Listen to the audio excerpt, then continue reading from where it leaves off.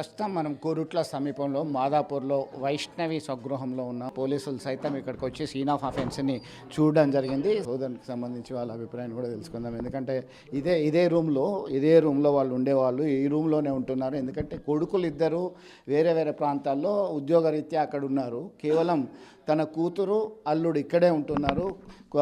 అల్లుడిని కుమారునిగా చూసుకొని వారు అన్ని రకాల ఏర్పాట్లు చేయడం జరిగింది. ఆస్తి ఇవ్వడానికి సిద్ధపడ్డారు. వ్యవసాయము, ఇల్లు అన్నీ ఇస్తామని హామీ ఇచ్చారు. అసలు మీరు ఎక్కడ ఉంటారు, మీకు ఎట్లా చూడొచ్చు? ఎందుకంటే ముందుగా వివాహం చేసుకోవడానికి సిద్ధంగా లేరు. అయినప్పటికీ ఒకసారి బలవన్మరణానికి ఆయన పాల్పడ్డాడు హరిబాబు. తర్వాత పోనీలే అని చెప్పేసి మళ్ళీ కన్విన్స్ చేసి వివాహానికి ఒప్పుకున్నారు. మీరు అప్పటి నుంచి బాగానే ఉన్నారా? ఏం జరిగింది అసలు? అప్పటి నుంచి చెప్పాలంటే కొంచెం నటించిండు. అప్పటి నుంచి అతని నటన చూసి అయితే మేము పర్లేదు, మంచోడే కావచ్చు, ఏమో ఇట్లా అలవాట్లు లేవు, డ్యూటీకి వెళ్తాడు, 1-2 డ్యూటీలు చేసుకుంటాడని చెప్పామంటే కొంచెం ఇంకా సంతోషపడ్డాం. మంచిగానే, పర్లేదు, ఇంటికనే ఉండి ఒక 15-20 వేలాగా సంపాదించుకుంటే సరిపోతాయని చెప్పేసి నేను కూడా సంతోషపడ్డా. ఫస్ట్ అతను నాకు నచ్చకున్నా కానీ స్టార్టింగ్ నుంచి నచ్చలేదు, అసలు వద్దని చెప్పన్నాం. అది ఎలా జరిగిందో నేను లేనప్పుడు జరిగిపోయింది. నేను జరిగినప్పటికీ ఇలా భర్త కాబట్టి ఒప్పుకోక తప్పలేదు.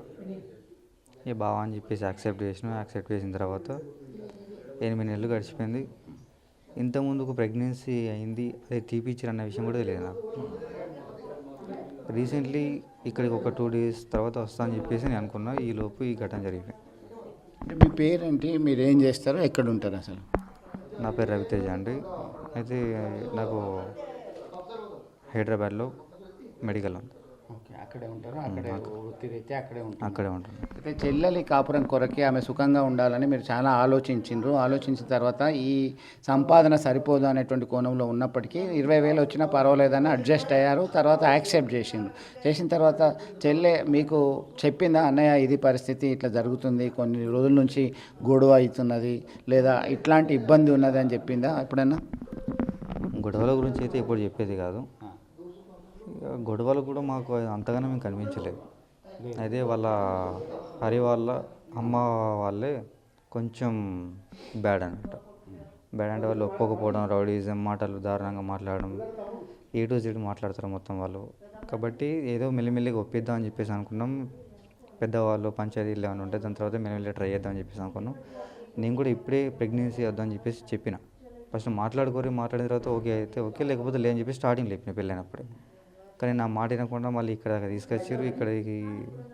అక్కడికి వస్తే ఇలా జరిగిపోయింది. అంటే మీరు కూడా ఒక దశలో అనుకున్నారు, గొడవలు అయ్యి వాళ్ళ ఇంట్లో కుటుంబ సభ్యులు ఒప్పుకోకుంటే వాళ్ళు అటు మా చెల్లె ఇటు మీతో ఇక తెగదెంపులు చేసుకోవడానికి సైతం సిద్ధం అనేటువంటి కోణంలో మీరు బ్రాడ్గా ఆలోచించారు. అయినప్పటికీ ఇంత ఘాతకం అవుతుందని చెప్పేసి మీరు ఎప్పుడైనా అనుకున్నారా? ఇప్పుడు ఏం కోరుకుంటున్నారా, ఏం డిమాండ్ చేస్తున్నారు?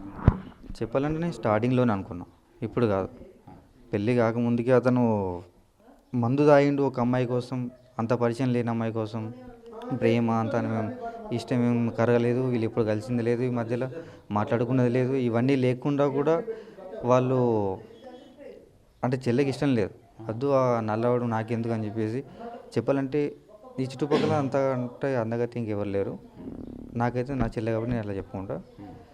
వాడిని చూసినప్పుడు ఫస్ట్ రిజెక్ట్ చేసింది, కానీ వాడు మాత్రం విడిచిపెట్టకుండా ఎంటబడి వేధించి మరి ఒప్పించాడు. అది ఎట్లా ఒప్పించిందని చెప్పంటే ఇక గిఫ్ట్లు కావచ్చు, నార్మల్గా మాటలు కావచ్చు, మాయ మాటలు కావచ్చు, ఏం చేసిందో తెలియదు. కానీ ఆఖరికి అయితే ఒప్పుకున్నది. నేను మాట్లాడినా, నాకు పెళ్లి చేస్తా అని చెప్పి అన్నప్పుడు మాట్లాడినా నేను. కాకపోతే వాడు మందు తాగిండు ఇంత చిన్న విషయానికి అని చెప్పానంటే నేను వద్దు అని చెప్పేసాను ఫస్టే అన్న. వాడు రాంగ్ ఇప్పుడే మందు అని చెప్పానంటే తర్వాత నా చెల్లికి అన్యాయం చేయడా, నా చెల్లికి అన్యాయం చేయొచ్చు, వీడు చచ్చిపోవచ్చు, చంపవచ్చు. వీనికి ధైర్యం వచ్చిందని చెప్పంటే ఆ ధైర్యం కూడా ఉంటుంది కదా. అంటే అనుమానం వచ్చింది అప్పటికే, అంటే బలవంతం పెళ్ళి కాకముందే వచ్చింది నాకు. మా వాళ్ళకి చెప్పిన వాళ్ళు, వానికి ఇచ్చి పెళ్లి చేయకండి, ఎందుకు దాని గొంతుకు వస్తారు ఉత్తగా, వాడేమంత బాగాలేడు, వానికి ఆస్తి వాసులు ఏమైనా ఉన్నాయని చెప్పంటే అవన్నీ మనకు సంబంధం లేదు, మంచి వాడిని లెంకుదాం. ఇంకా చిన్న పిల్లని 17 సంవత్సరాలేనే, 17 సంవత్సరాలే కాబట్టి ఎందుకు ఎగిరిత పడుతుందని చెప్పంటే ఇవాళ రేపు ఆడవాళ్ళకి కొంచెం మంచిగా ఉండదు నాన్న అని చెప్పేసి మా అమ్మ అన్నారు. ఇక సరే అయితే మరి ఎందుకు చూద్దాం, మరి ఒకవేళ మంచివాడైతే మంచి కలర్ గురించి ఎందుకు సంబంధం లేదు మనకు, మంచిగా ఉంటే పర్లేదు, వాళ్ళు బతుకుతే పర్లేదు అని చెప్పేసి యాక్సెప్ట్ చేసినాం. దాని తర్వాత ఇక అతని నిజ స్వరూపం ఇప్పుడు బయటపడ్డది. అంటే ఈ హరిబాబుని ప్రోత్సహించింది వాళ్ళ తల్లి అని అనుకోవచ్చా? ఎందుకంటే ఈ మధ్యకాలంలో మనకు అందుతున్న సమాచారం ఏంటంటే హరిబాబు మరొక అమ్మాయితో వివాహానికి సిద్ధమైండు, దానిలో భాగంగానే వైష్ణవిని వదిలించుకోవాలని చూస్తున్నాడు అనేది ఒకటి. రెండవది అక్కడ వేరే దగ్గర నుంచి ఆస్తిపాస్తులు వస్తాయి అని చెప్పేసి అంశము. మూడవది ఏంటంటే ఆయనకి ఆల్రెడీ అక్కడ ఫిక్స్ అయిపోయింది మ్యారేజ్ అనేటువంటి కోణంలో వస్తున్నాయి సమాచారం. అంటే ఈ విషయం ఇప్పటి నుంచి కాదండి, ఫస్ట్ నుంచి అతనికి వాళ్ళ మమ్మీ మైండ్ ఎట్లా అని చెప్పంటే వాళ్ళు లేని వాళ్ళు పూర్, చాలా అంటే చాలా పూర్. వాళ్ళకు ఇందిరమ్మ ఇల్లు వస్తే దాంట్లో బతుకుతాయి వాళ్ళు. కాకపోతే వీళ్ళు ఏంటని చెప్పామంటే ఒక ప్లానింగ్ స్కెచ్ చేసుకొని కూర్చున్నారు. కొంచెం ఏదో ఎమ్మెల్యే తరపు నుంచి పరిచయం ఉందని చెప్పేసి ఆ ఎమ్మెల్యే పేరు చెప్పుకొని చుట్టుపక్కల మొత్తం తెలిసిపోయింది అంట. వీళ్ళు ఎమ్మెల్యే తరపున చెప్పంటే ఏ పనైనా అయితే కొంచెం పెద్దవాళ్ళని చెప్పంటూ అందరికీ తెలిసిపోయింది. వాళ్ళు కూడా ఏం చేశారని చెప్పంటే తక్కువ ఉన్న వాళ్ళని కాకుండా ఎక్కువ ఉన్న వాళ్ళని పిల్లల్ని పెళ్లి చేసుకొని కట్నాల కింద చాలా ఆస్తి భూములు రాపించుకొని దాని మీద బతున్నారు. అలాగే ఇద్దరికి పెళ్ళిళ్ళు చేసిర్రు అన్నదమ్ములకి. ఇప్పుడు మూడో అతను ఇతనికి కూడా అలాగే పెళ్లి చేస్తా అని చెప్పన్నారు. మరి ఇతనికి అటు ఉండంగా కూడా ఇటు ఎందుకు వచ్చిండు ఆ విషయం నాకు ఇప్పటికీ అర్థం కాలేదు. ఇటు వచ్చిన వాడు ఇటే ఉండగా మరి ఇంత మంచిగా చూసుకోక కూడా మాకంటే ఎక్కువ చూసుకుంది మా అమ్మాయి. ఇక్కడికి వచ్చిన తర్వాత అయితే నాకంటే తమ్ముని కంటే కూడా వాళ్ళకు ఖర్చు ఎక్కువ పెట్టారు, భోజనం పెట్టారు, ఖర్చులకు పైసలు ఇచ్చారు, బట్టలు, తినడానికి తిండి, తిరగడానికి బండి, ఉండడానికి రూమ్ కూడా ఇచ్చారు మంచిగా. ఇవన్నీ ఇవ్వడం కూడా ఎవరికి సాధ్యం కాదు. కాకపోతే మా అమ్మ కొంచెం మంచిది కాబట్టి ఇచ్చింది. మేము కూడా పర్లేదు చెల్లె మీద ఉన్న ప్రేమతో ఒప్పుకున్నాం. కానీ ఇప్పుడు ఇలా చేస్తారని చెప్పేసి అస్సలు ఎక్స్పెక్ట్ చేయలేదు మొత్తానికైతే.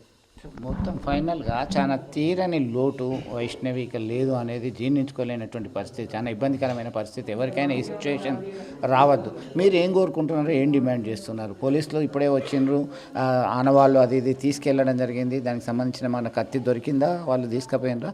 ఈ రూమ్లోనే కదా, ఈ రూమ్ మొత్తం సీజ్ చేసిండ్రు, లాక్ చేసిండ్రు. ఈ రూమ్ మనకి ఇప్పుడు తాళం వేసిండ్రు. దీనికి సంబంధించి అయితే లాక్ చేసి దీనిలో ఉన్నటువంటి ఆనవాళ్ళు ఏమన్నా ఉన్నాయేమని చెప్పి పోలీసులు తీసుకెళ్ళినటువంటి పరిస్థితి.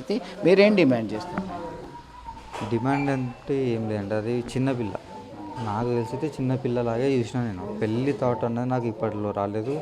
22 ఎబో తర్వాత నేను మ్యారేజ్ చేస్తాను అని చెప్పన్నట్టు, కొంచెం సంపాదించి గ్రాండ్గా చేస్తాను అని చెప్పన్నట్టు నేను ఫీల్ అయిన. ఫస్ట్ అనుకున్నా, ఎన్నో ఆలోచించిన, అది నా కోరిక అన్నట్టు. ఉన్న ఒకనొక చెల్లె మంచిగా జరగాలి, మంచిగా చూసుకోవాలని చెప్పి అన్నట్టు ఉండే. కానీ సడన్గా జరిగిపోయింది. దాంతోపాటు ఇప్పుడు ఇదైతే ప్లానింగ్ తోటే జరిగింది. వాళ్ళ అమ్మ వాళ్ళ అన్నదమ్ములు ఫస్ట్ నుంచే అంటున్నారు, స్టార్టింగ్ నుంచే వాళ్ళు యాక్సెప్ట్ చేయలేరు. ఈయన మధ్యలో పోడు కూడా కరెక్ట్ కాదు.